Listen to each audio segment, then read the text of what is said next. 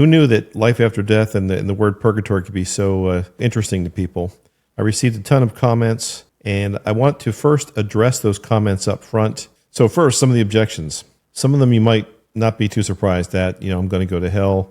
I'm speaking to demons. When you're dead, you're dead. There's nothing that happens afterwards. And I get all that, and I appreciate people even taking the time to tell me those kind of things. But one of the big things is, how do I know this? I have a friend, a woman, who started to receive messages. She did not ask for it. I call it a gift, but she doesn't think of it as a gift.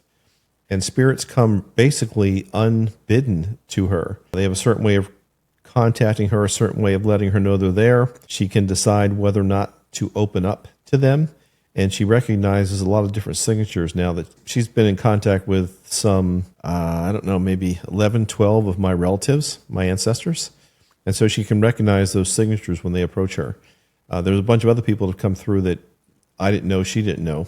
And the way that it kind of works is pretty cool. She feels the contact, whatever. She contacts me by phone, and then I can ask questions of spirit, whatever the spirit is, especially if it's my son or my mother or my grandmother. I just talk to them and ask them questions, and they answer through her. She doesn't need to relay it.